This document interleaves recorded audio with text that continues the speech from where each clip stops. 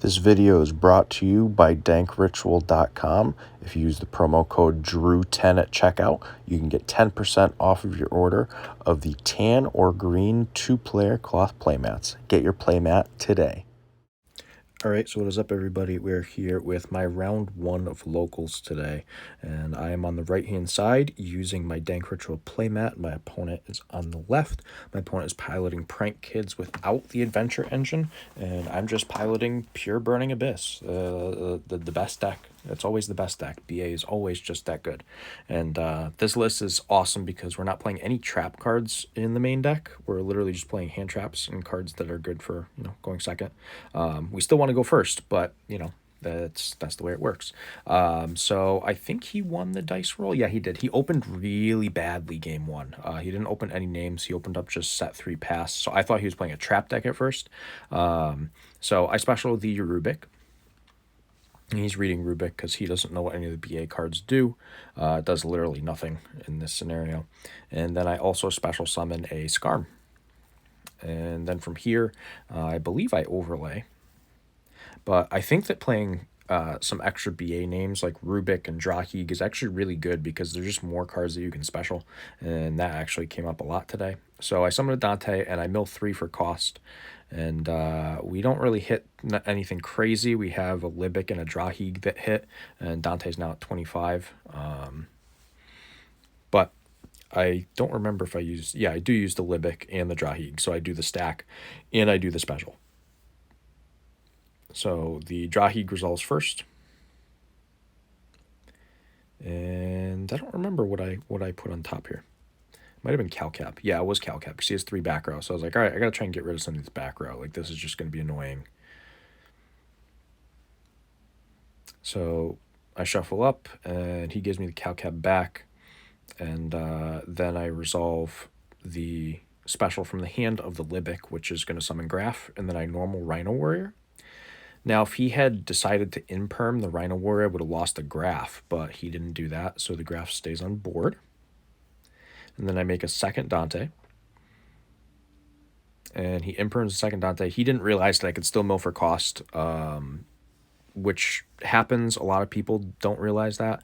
So I still mill for cost. I hit the Calcab and the Graph triggers. And I hit a Rhino Warrior, so Rhino Warrior also triggers because I still have one attached to Dante. So we go ahead and I don't know what I ordered that in.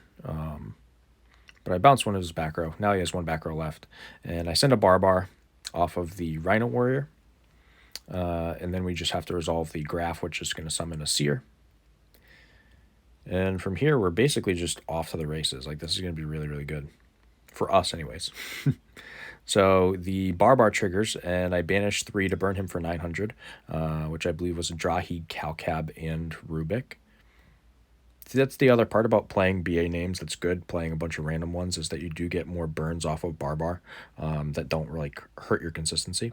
So right now I have the Dantes, which are going to hit him for some damage here. I don't remember the exact life points along the lines of these matchups, so I apologize for that, but I summon the Nightmare Phoenix, and I'm going to get some chains to go off here. So the Seer is going to be 1 target Dante, Dante 2 target Seer, and then the Phoenix is going to discard Veiler to pop the other back row, which is a Thunder Dragon Fusion. And now we get the Dante back on board. And from here, I think, we discard the Seer, we make the Beatrice. And the Beatrice is obviously going to be really helpful. I'm explaining to him like what the cards do because a lot of my BA stuff is in Italian, and I was using my phone to record, so I couldn't really do much translation-wise. It wouldn't have done anything, but I explained to him basically what Beatrice does, how she dumps a card, and then when she's destroyed, I get the special Burning Abyss from extra. So I hit him for 19 there. I hit him for, I think it was 25 still, and then I hit him for another 25. I don't remember if the Dante that's on board was still at 25 or if it was negated. But end of battle goes to defense. And after that, we do end up making a Zeus with just the materials under it. There's no need to make a Downerd. And I forgot to set the Called by the Grave from my hand. I just slipped my mind. It didn't matter too much because of the way my board was set up. Like, I was probably just stealing the game either way with a Zeus Beatrice on board. So he imperms the Zeus, which is actually, like, pretty crazy. Like, that's actually really good. So basically, I'm just relying on my Beatrice to do work for me.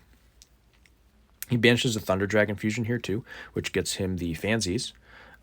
He normals the Fansies, and then I activate the Beatrice. And we send the Fairy Tale Snow.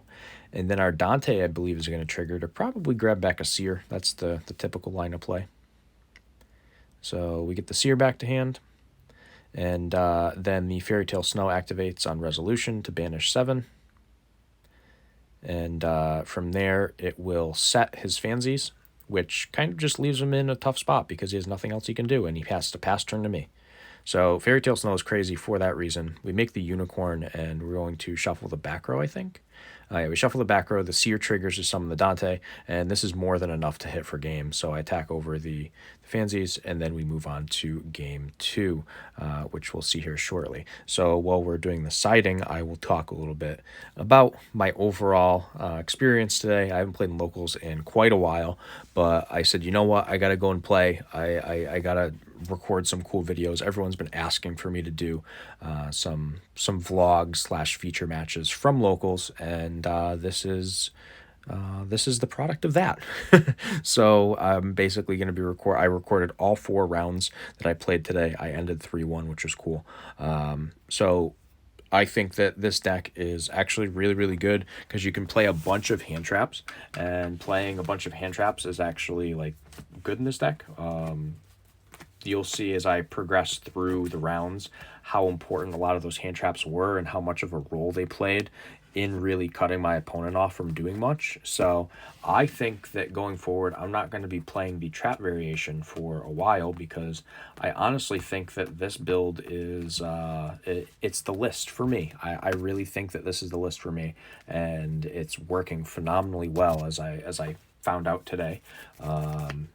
Super strong overall, and really just kind of slows your opponent down and forces them into a grind game. And with this deck, when you force your opponent into a grind game, you almost always win. It's very rare that you lose in the grind game with this deck because Seer Dante loop is insane by itself. And then on top of that, in my scenario anyways, playing 2 Zeus, playing 2 Zeus is actually disgusting. My round 2 opponent, I summoned the second Zeus, and I thought he was literally going to have a heart attack right there. He's like, oh my god. He's like, that's actually insane. You play 2 Zeus. Not only do I play 2 Zeus, but I play 2 Downard, which is even crazier. So, yeah, really, really strong performance overall today from this. So we're just speeding through these rounds here, and, we're speeding through the side decking. I sped up the video a little bit. That way it wasn't excessively long, but I might cut the siding out of the next 3 matches. I just figured I'd leave it as room to talk and discuss the deck, how it performed, and things like that. But moving on to game 2, he decides to go first, and he opens up with a Prank Kids Place. Game 2 was rough for me, I think. I don't think I was able to play through anything, and I can't fully see my hand, but I think I see an Ogre, and that's about it for hand traps. So he goes Poly after using the Prank Kids Place, and he makes a Rocket Ride, which just sucks for me because I'm just going to be in a really bad position no matter what here. So I just kind of let him play and sat back and if you want to call it enjoyed the ride. So I played against him before. His name's Ben. Shout out to Ben. Really cool kid. Thank you to everyone who obviously let me record, but thank you to Ben for letting me record specifically because we are currently watching that feature match. So you see him resolve a Parallel Exceed here and his Prank Kids effects. So this is actually disgusting, really, really good. So he makes the one card that I didn't want him to make, and that's Abyss Dweller. He made Dweller, and I was like, oh, there's no way I'm winning this. This is just going to be so rough.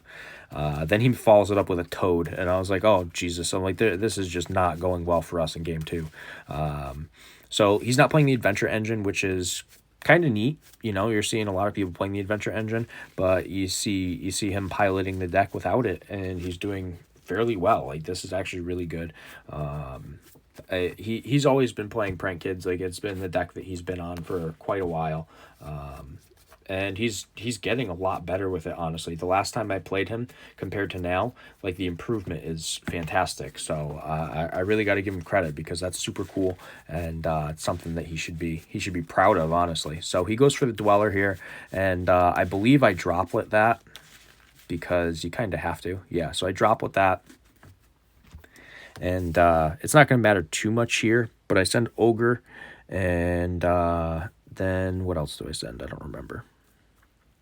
We'll find out. So I sent Ogre and Ash. I drew the Ash return, which is like extremely subpar in the scenario. Does not do anything for me that helps.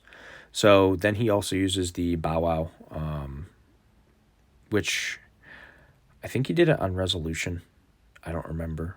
Either way, he could activate Bow Wow because I was just negating the Dweller and the Toad, I think. So I didn't care when he Bow Wowed. Like, it made no difference to me whatsoever. And then you're going to see a Lightning Storm calling his back row, and he's going to flip the Pandemonium. And he's going to Fusion Summon for the Battle Butler. In hindsight, it would have been great if I could have Lightning Storm first, but the problem was he had the Dweller up and he shotgunned the Dweller. So it's like, okay, if I don't droplet this, then my BA effects don't trigger Engrave, and he's gonna make a Butler regardless. So like I kinda have to do this, and it didn't go the way that I wanted it to for game 2, but that's okay. So I normal summon the Graph, and he says that's fine. Then I special the Farfa, and he's just checking Farfa. It's not going to be able to use his effect because I did special summon it, but that's okay.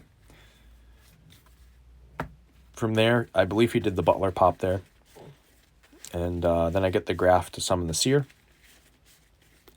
And then I think I used the Seer to swing over his Toad. I didn't have any other cards in hand. Like I had to go through all my resources, and it still didn't go the way that I wanted it to. So that's kind of rough. But I kind of knew looking at his board that I probably wasn't taking game 2. It just didn't seem likely whatsoever. So we go ahead and we kill the Toad, hit him for 500, and he gets to add Dropsy's back. And from there, I just have to pass because I don't have anything else to do. And unfortunately, I just lose here because he has Dweller, and Dweller is like the be-all, end-all of this deck. I just couldn't do anything about it. So he then gets rid of the Seer, and he starts comboing off again. And I believe I opt to scoop very shortly after this because he's definitely going to be in the range of killing me with his Prank Kid combo. And that is something that, I can recognize when the writing is on the wall. And I definitely saw it here. I was just waiting for him to continue playing a little bit to see where he goes with it. I probably checked life at one point and realized, yeah, we should probably go to the next game. Like that's probably a little more intelligent. But yeah, he makes the Boral Sword here, and that is game for sure. So super, super strong combo there from Ben, being able to take that game 2 off of me. And moving into game 3, I believe I decided to go first. And boy, I did pretty darn well in game 3, not going to lie. You're going to see what happens, but it's definitely nice when you see the cards that you need to see to counter your opponent's deck. That's exactly what happens. We see everything we want to. So you see that we're siding now. So we can discuss a little bit about the overall experience and the things that I changed. Obviously, I'll be doing a video with the deck profile itself to showcase the changes that I made from the profile that I posted the other day. Some of the changes were extremely relevant. Some of them did absolutely nothing whatsoever.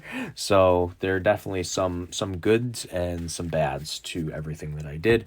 But obviously, I did fairly well as a whole. We had a 22-person local. I went 2-1. I only lost the last round, so that's it's pretty darn good. But I figured I would at least display to you guys the entirety of my tournament experience, so you can see exactly what I got to deal with, because that's kind of important to see just what I was playing.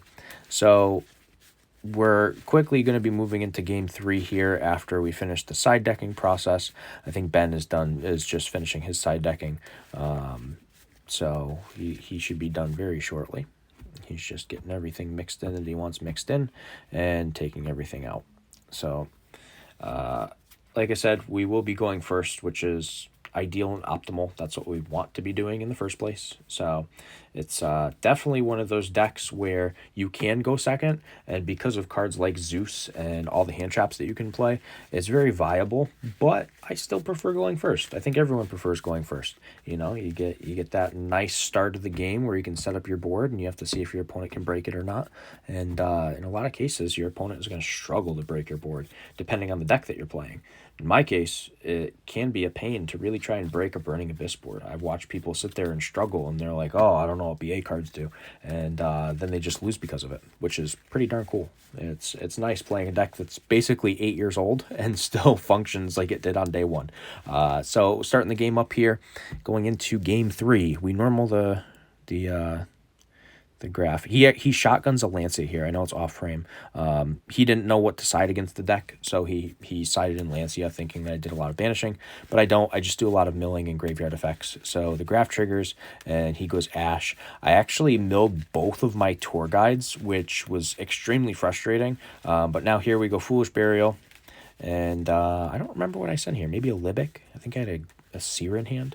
No, I sent a Fairy Tale Snow. Okay, so we send a Snow, and I think I had another BA in hand. So yeah, I discard an Alec, and then I make the Beatrice. And after that, I don't remember what I did. Oh, I just passed. I just passed to him. So I passed to him, and he starts with the Roxy's. And on the Roxy summon, I do the Beatrice, because that's the proper play. We send Farfa, and then our Dante and Farfa are going to trigger, and the Farfa banishes the Roxy's, and the Dante adds back the Seer. And then we're going to go ahead and see Ben pass, because Prank Kids cannot play off of anything when you get rid of their normal summon, for the most part. And now you'll see the normal summon of a Seer gets popped because I control the Beatrice, and then the Dante comes back. Then we go battle phase, and we're just going to poke for 3,500. So 3,500 is a good hit. End of battle, Dante goes to defense.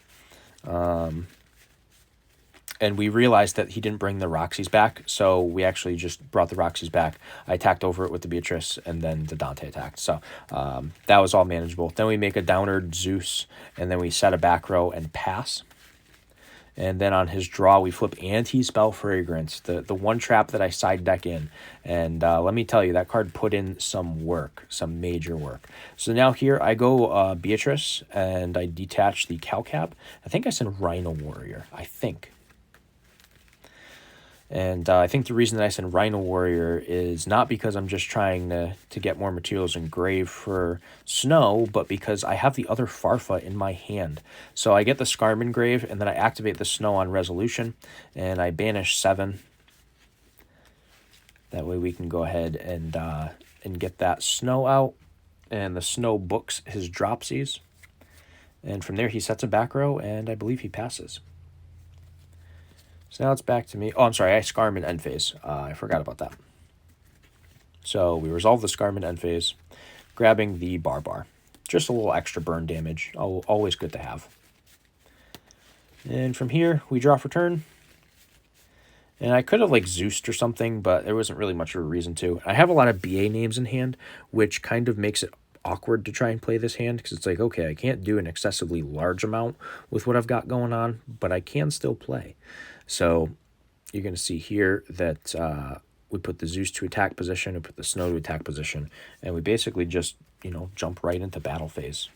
So I know what he has set already, so I attack it with the Snow, and then I attack for 5,500, which is a pretty solid hit.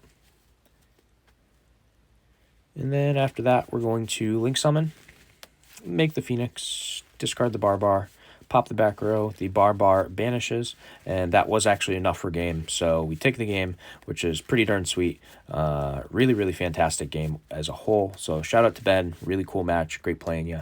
And obviously, I look forward to playing you again.